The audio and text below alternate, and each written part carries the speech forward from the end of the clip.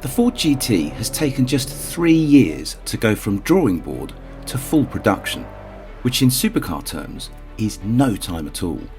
But then the GT is based unashamedly on the car that won its class at Le Mans last year, 50 years after the GT40 won outright at the legendary 24 Hours. And in sports car racing, they don't tend to mess about when it comes to deadlines.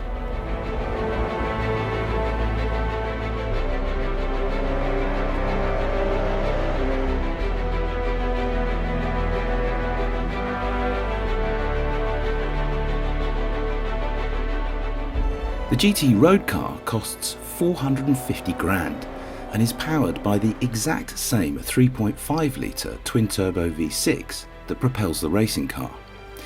It has a carbon fibre tub at its core with a 7-speed dual-clutch gearbox integrated into its inboard suspension at the rear.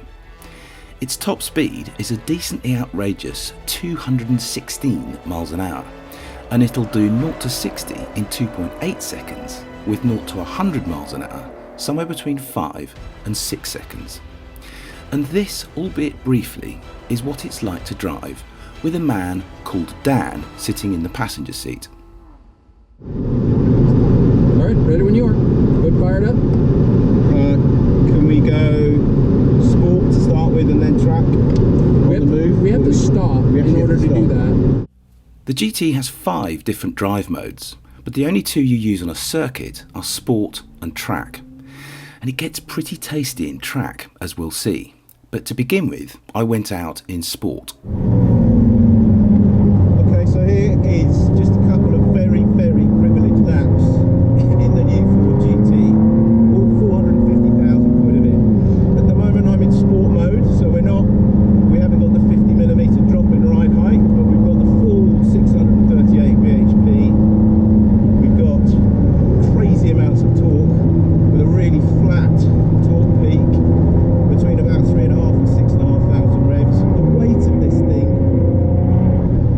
is well under 1,400 kilograms dry, so it's kind of right up there with the McLaren in terms of how light it is. And that's because it's just made from all these amazingly exotic materials: carbon fibre tub, carbon fibre body panels. And I have to admit, just sitting here behind the wheel, it's quite, everything is beautifully laid out, but it's quite intimidating because there are an awful lot of buttons and dials and gauges in front of you, and as we've seen earlier, all those change when you go up through the modes. So you go to sport mode, you get a slightly different dash, and then you go to track mode, and it all just gets more and more serious visually from behind the wheel.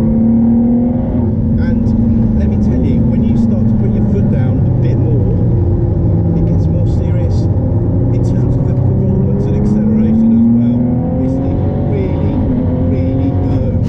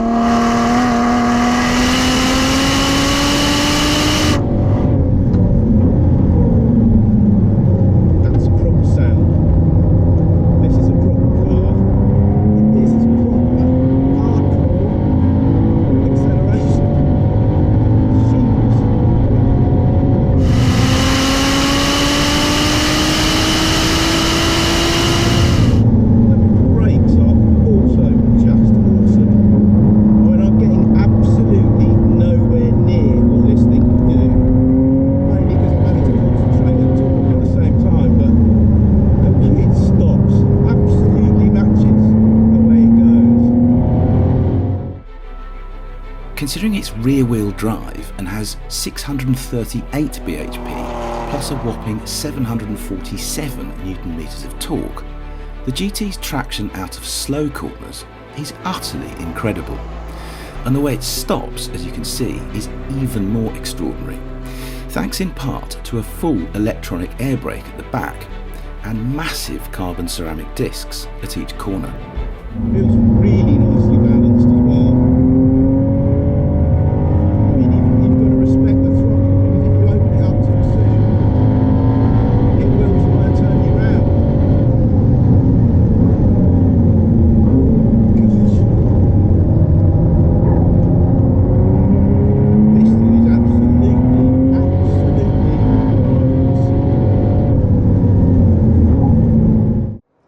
Ford says the GT is quicker than a McLaren 675 LT around any circuit, having bought a McLaren and benchmarked it endlessly against its new car themselves. Mind you, quite how it would fare against the considerably faster new 720S McLaren is another question for another day.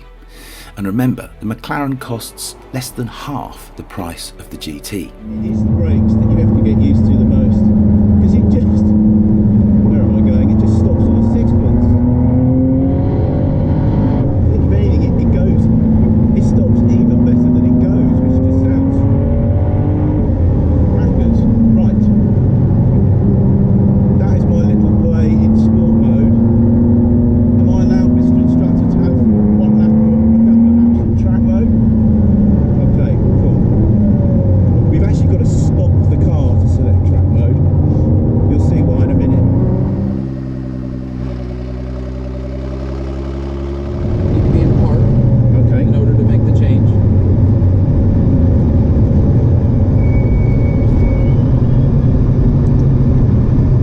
So in park here, spin the dial, Yeah. and then this dial here will put you in track. So spin it until it gets to track. No, wet. We don't want wet. No, we definitely don't want wet. Okay, and we need to accept it by pushing OK. Okay, so here goes. We're about to drop our 50 millimeters. There we go. Boom. Okay, back into drive, back into manual, and we're ready to go. What am I going to expect in terms of how different it's going to feel from sport mode to track? Obviously, it's going to feel stiffer. Yeah, I mean, in short term, it's going to be prepared more for the track. So it's going to have less roll because we're sitting lower. It's going to allow through the traction control system more yaw rate, so a little bit more room for you to slide the car a bit. See for yourself. Okay. Yeah. Instantly feels stiffer. Front end is just actually bobbling slightly, just like proper competition cars do. A bit more instant response from the steering. Does the map change at all for the throttle and gearbox in track, or does it stay the same? That I'm not sure of. Right. We'll check with the engineers. Doesn't feel to actually, it just feels more everything to do with the chassis.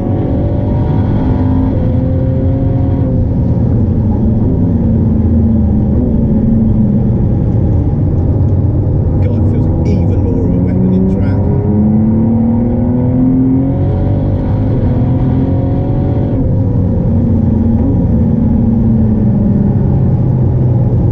As you can tell, I've gone slightly quiet now. The GT was so physical and so fast to drive in track mode that in the end I just shut up and drove it, and it was thoroughly awesome and very quick indeed around the lap.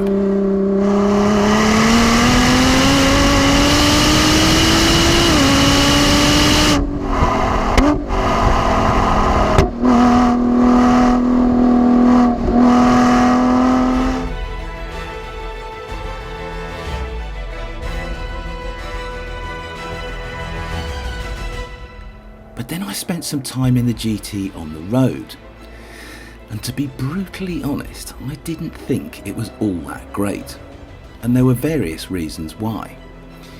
Away from the track, the GT felt like a very big, very wide, pretty intimidating car to drive, with nowhere near as much mechanical refinement as you'd expect for a £450,000 car. It felt a bit like a duck out of water on the road, to be honest, even though its ride comfort was weirdly impressive with the electronic dampers set to comfort. Conclusion? As a daily driver, the GT is nowhere beside its nearest rivals from Ferrari, Porsche or McLaren. Make no mistake about that. But as a track weapon, it is very special indeed, unique even. Just as you'd expect from a car that is essentially a Le Mans racer that's been legalised for the road.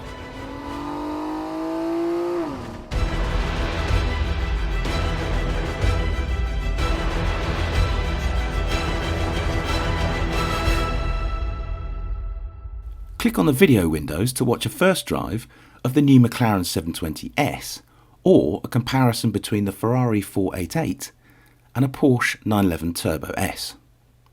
Click on the play icon to watch our latest video or on our logo to subscribe.